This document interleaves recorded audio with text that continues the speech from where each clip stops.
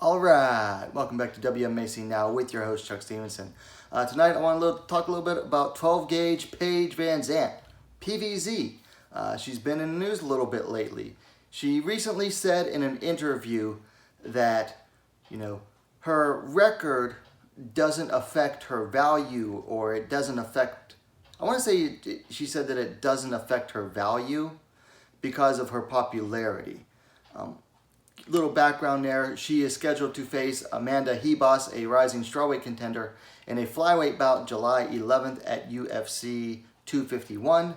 This is the last fight on PVZ's current UFC contract, and she is currently adamant that she is going to test the market in free agency after this fight, win or lose.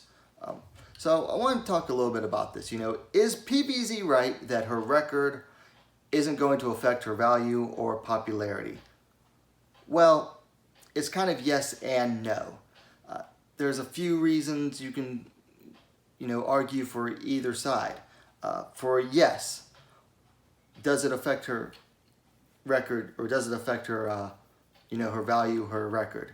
Yes, in that poor and losing records usually leads to less pay, lower profile fights on fight cards, and sometimes it just leads to outright getting cut from your contract.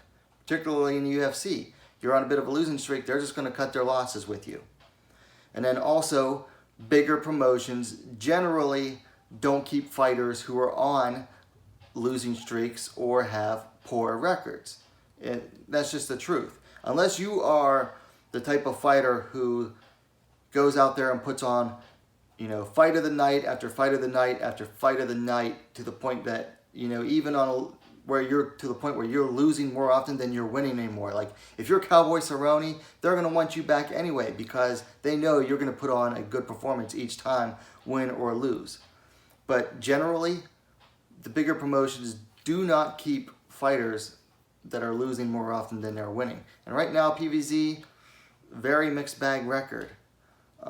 Now, under the nose, look, PVZ has a huge, dedicated fan base, okay? I know that the hardcore fans on MMA Twitter, Sherdog forums, MMA Underground forums, all that, they think that their opinions are like the be-all, end-all, and honestly, that is just not true, okay?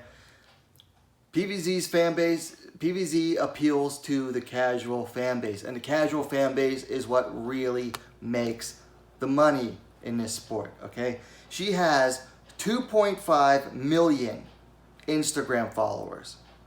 How big are those numbers in MMA? Well, in comparison, Valentina Shevchenko, the champion of her division, only has 1.5 million followers. That's, a million less followers than PVZ has. And Weili Zhang, the strawweight champion, only has 524,000 IG followers. Now that's the two champions in a division that PVZ has fought in, and they are way, way, way below her in social media followers. Now social media isn't everything, but it does factor in a lot, and it factors in a lot into how fighters can make their money. And then you got Amanda Hebos, who surprisingly, look, she has a lot more followers than I thought she would. She's at 384 right now, which means that, she is a rising, potential star in the making right there. 384,000 followers on Instagram, and she only has a few fights in the UFC so far. And she just broke into the rankings recently. Another thing to take into account, is that none of the fighters who have previously beaten Paige VanZant, saw a sudden surge in popularity after beating her, okay? A lot of people seem to think that, oh, if I beat her, I'm going to steal some of her popularity. Not really true. I know that's one of the reasons Hebos wants to fight her so badly, but that just doesn't work. It just hasn't happened, okay? Watterson didn't experience a sudden surge of popularity after beating PVZ. Neither did Rose Namajunas. Those two had to build their popularity on their own. Usually they're already popular by the time they faced her, but they didn't suddenly become even more popular from beating PVZ. Now, will Paige VanZant's popularity help her with her negotiations? Well, that's going to depend. I mean, let's look at some of her options as far as who she can look at in free agency. All right, first up, you have one championship. Look, a pretty blonde is going to sell everywhere, and that Asia is no exception to that. Okay? In fact, the fact that she's a pretty blonde might even help her sell more in Asia, where there aren't that many of them. But the problems with signing with one, and why one championship might pass on her, is that, you know, they don't have a big division for her. Their 125-pound division is pretty shallow. So, I mean, that's kind of a reason why they might want to sign her. But they also haven't really tried to grow that division, so they're probably not going to want to offer her a ton of money either.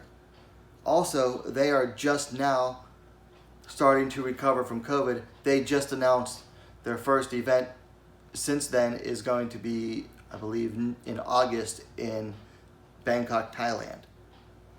So it might help her with one championship, but not necessarily. For Bellator, look, Bellator loves to overpay former UFC fighters. I mean, that's one of their biggest MOs, is that they love to overpay for former UFC fighters. Also, Paige VanZant's husband, Austin Vanderford, fights for them. So that's most likely that's where she's going to head anyway. But Bellator hasn't scheduled an event yet. You know, they said, Scott Coker, I believe in May, said probably sometime in July they'd be returning. But here it is, it's almost July. They haven't made a single announcement yet. Not one. So they're not going to be negotiating to sign her right now, most likely, because they're not putting on events. You can't, what are you signing new fighters for if you're not even putting on events for the fighters that you do have? And then finally, you got the UFC. Look, they are still putting her on a main card at UFC 251, even though she's on her way out. Why? Because she's still popular. Also, they're trying to push Amanda Ribas. They're putting her in, Amanda Ribas against PVZ, to get Amanda Ribas a win against a known popular fighter on a main card of a pay-per-view. They're trying to build Ribas' name off of PVZ. Will it work? Probably not. It hasn't worked for any other fighters that have beaten PVZ. But it is going to bring attention to that fight and that pay-per-view. If they didn't think Paige VanZant was still popular, they wouldn't put her on the main card of a pay-per-view. However, the UFC is most likely going to lowball her, especially coming off a loss, especially because she has made it publicly known that she wants to test free agency. Every fighter that has announced that they're testing free agency, even if they won their next fight, got lowballed by the UFC. So those are Paige VanZant's three biggest options. Really the only three options that matter. And there's problems with each of them. So in conclusion, look, Paige VanZant's fan base is loyal and it's not going anywhere. Okay? So while her record itself may not affect her value necessarily, she's also negotiating in a post-COVID environment, and that's not going to help her with the UFC because the UFC doesn't care. They're not trying to pay their champions any more money. Their biggest stars, they're not trying to pay them any more money. Dana White's saying, hey, go ahead and sit out if you want to go ahead and sit out. What do you think they're going to say to Paige VanZant? Oh, well, so long. Good luck. That's basically what they're going to say. They're going to say good luck. So does her record necessarily affect her popularity? No. Is it going to matter anyway in the contract negotiations? Definitely. They're going to use that against her.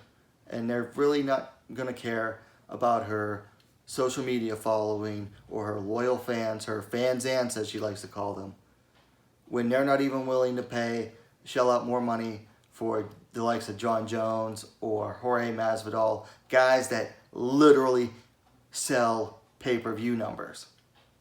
Anyway, those are my thoughts on PVZ and what she had to say about her popularity and her record and her negotiating power.